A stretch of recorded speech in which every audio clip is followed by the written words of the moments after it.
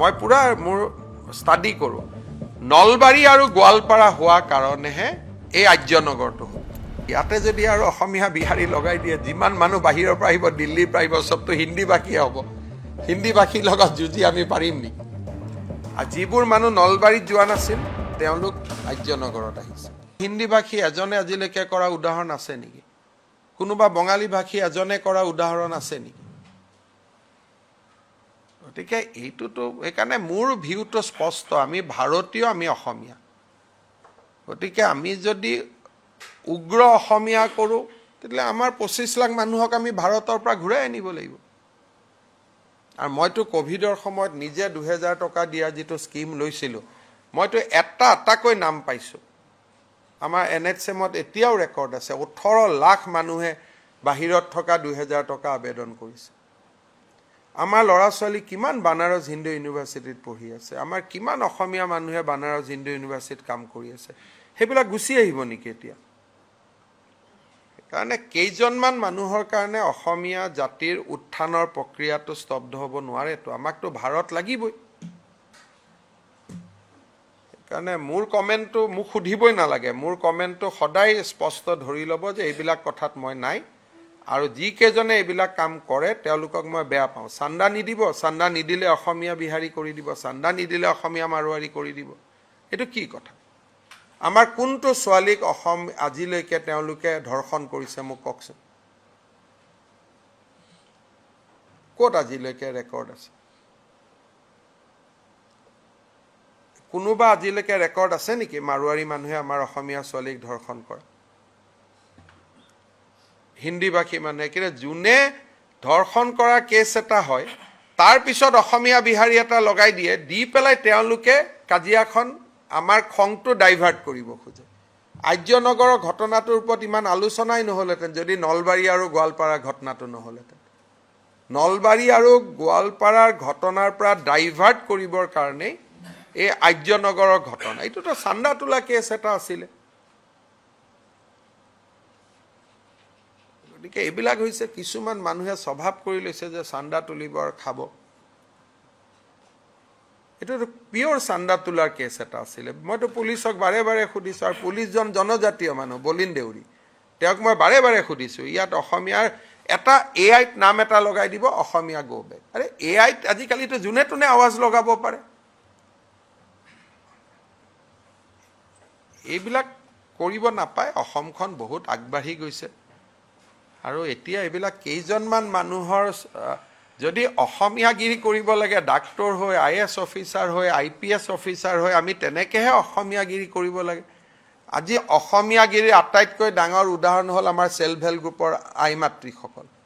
কেনেকৈ অসমীয়া জাতি উঠিব লাগে আজিতো আমাৰ মহিলাসকলে দেখুৱাই আছে দিনে ৰাতিয়ে কাম কৰি আৰু তেওঁলোকৰ নামতো কোনোবাই গান বনাই দিয়ে মই দুই এটা আপোনালোকে দেখিব ইনষ্টাগ্ৰাম বা ছ'চিয়েল মিডিয়াত গান ঘূৰি আছে মানে মহিলা কেইগৰাকীক মানে ইটিকিং কৰি কিন্তু তেওঁলোকে মহিলাসকলে ইমান দিনে ৰাতিয়ে কষ্ট কৰি আছে তেওঁলোকেহে অসমীয়াগিৰি কৰি আছে কোনোবাই পিঠা বনাইছে কোনোবাই তেল বনাইছে কোনোবাই গছ ৰুইছে সেইবিলাকত আমাৰ চকু নাই খালি এই কামটোতে কিবা এটা হ'লে অসমীয়া বিহাৰী অসমীয়া বঙালী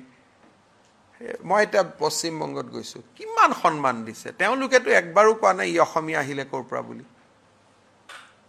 মই পশ্চিমবংগৰ ইলেকশ্যন কেম্পেইনত অসমৰ মুখ্যমন্ত্ৰী হিচাপে গৈছোঁ কিমান সন্মান দিছে বঙালী মানুহবিলাকে তেওঁলোকেতো কোৱা নাই অসমীয়াটো ক'ৰ পৰা ওলাল বুলি ইমান ডাঙৰ ডাঙৰ 30,000 50,000 গেডাৰিং মানুহ মোৰ পৰা আহিছে আৰু আপোনালোকে জানিব আপোনালোকে টেপ এটা মোৰ ফেচবুকত চাব এইবাৰ পশ্চিমবংগত যিমান ইলেকশ্যন কেম্পেইন হৈছে সব অসমীয়া গান বজাই নাচিছে আমাৰ লগত সব জায়গাত শিলিগুৰিৰ দৰে জায়গাত আমাৰ আকৌ এবাৰ মোদী চৰকাৰ আমাৰ যিমান গান আছিলে সব অসমীয়াত বজাই বজাই গাইছে আহিছে আহিছে এইবিলাক গোটেই আৰু অসমৰ বাহিৰত এটা অসমীয়াৰ বহুত সন্মান হৈ গ'ল টেক্সিৱালা ৰিক্সাৱালা সবে অসমীয়াক সন্মান কৰে ইয়াৰ ভিতৰত এটা গ্ৰুপ বহি আছে যাতে অসমক বদনাম কৰিব পাৰে তেওঁলোকে বুজি নাপায় যে এজন বিহাৰী ভাষিক হিন্দী ভাষিক কথা কোৱাৰ লগে লগে গোটেই মধ্যপ্ৰদেশ ৰাজস্থান উত্তৰ প্ৰদেশত কাম কৰি থকা অসমীয়া মানুহবোৰ ভালনাৰেবল হৈ নাযায় জানো তাতে যদি এটা অসমীয়া ল'ৰা কোনোবাই তই ইয়াত কৰিছ মই তোক কৰো বুলি কৰি দিয়ে তেওঁলোকৰোতো নিৰাপত্তাৰ দায়িত্ব আমাৰ ওপৰত আছে নে নাই 25 লাখতকৈ বেছি ল'ৰা ছোৱালী আছে গতিকে এই কাজিয়াটো কেতিয়া হয় মই পুৰা মোৰ ষ্টাডি কৰো নলবাৰী আৰু গোৱালপাৰা হোৱা কাৰণেহে এই আৰ্যনগৰটো হ'ল ডাইভাৰ্ট কৰাৰ কাৰণে যদি নলবাৰী আৰু গোৱালপাৰা ঘটনা নহলহেঁতেন আৰ্যনগৰ নোলালেহেঁতেন আৰু সব একাংশ মানুহে সব হিন্দু নাম লৈ লৈ অসমীয়া মানুহ লৈ ফলছ ছ'চিয়েল মিডিয়া একাউণ্ট বনাই ৰাখি থৈ দিছে আৰু এইবিলাক কৰি ফুৰে সেইকাৰণে এবাৰ যে ইলেকশ্যনত ছ'চিয়েল মিডিয়াটো ফিল্ডত আপোনালোকে দেখা নাপালে কিয় দেখা নাপালে কাৰণ আধা ছ'চিয়েল মিডিয়াত শ্যাডো একাউণ্ট লৈ চলি আছে সব হিন্দু মানুহৰ অসমীয়া মানুহৰ নাম লৈ শ্যাডো একাউণ্ট চলাই আছে সেইকাৰণে মানুহে কাৰে ছ'চিয়েল মিডিয়াত ইমান কৰিলি ফিল্ডত একো নাই আৰে ছ'চিয়েল মিডিয়া কৰা কেইটাওতো অৰিজিনেল মানুহ হ'ব লাগিব না 50% মানুহ শ্যাডো নামত চলি আছে নাম এটা টাইটেল এটা বেলেগ বড়োলেণ্ডত যদি গণ্ডগোল কৰিব লাগে নামটোত লিখি দিব অসমীয়া বৰাকত যদি গণ্ডগোল কৰি ল'ব লাগে নামটো লিখি দিব বঙালী লগে লগে ৰাতি একাউণ্ট বনি যায় অকল এই কথাবোৰ লিখিবৰ কাৰণে সেইকাৰণে আমি খুব সাৱধানে থাকিব লাগিব এটা অসম বহুত আগবাঢ়ি গ'ল মই এটা টাটাৰ দৰে আৰু 2-3টা ইণ্ডাষ্ট্ৰী আনিব লাগি আছো কিন্তু ইয়াতে যদি আৰু অসমীয়া বিহাৰী লগাই দিয়ে যিমান মানুহ বাহিৰৰ পৰা আহিব দিল্লীৰ পৰা আহিব সবটো হিন্দী ভাষীয়ে হ'ব হিন্দী ভাষীৰ লগত যুঁজি আমি পাৰিম নেকি যিমান অফিচাৰ আহিব এইটো হিন্দী ভাষীয়ে আহিব আনলেছ অসমীয়াই 100জন IAS অফিচাৰ প্ৰতি বছৰত সৃষ্টি নকৰে সেইটো কম্পিটিশ্যন কৰিব লাগে না প্ৰত্যেকজন মিলিটাৰী লেফটেনেণ্ট জেনেৰেল এইটো হৈছে হিন্দী ভাষী আহে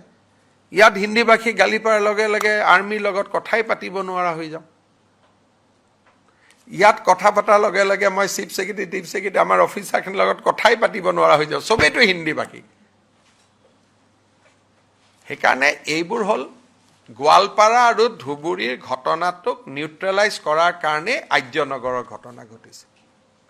আৰু যিবোৰ মানুহ নলবাৰীত যোৱা নাছিল তেওঁলোক আৰ্যনগৰত আহিছে এইকেইটা পেপাৰত চাব এইকেইটা ছ'চিয়েল মিডিয়াত চাব আৰু আৰ্যনগৰত যোৱা মানুহখিনিক চাব তেওঁলোক নলবাৰীত যোৱা নাই গৈছিল নি জয়ন্ত নলবাৰীত যোৱা নাই তাৰমানে ছোৱালীজনীৰ জীৱনটোক লৈ তেওঁলোকৰ কোনো দয়া মানে মনত নাই ক'ত কাজিয়া লগাব পাৰে কিন্তু এইটো ধৰি ল'ব মই মুখ্যমন্ত্ৰী থাকালৈকে এইবোৰ নহয়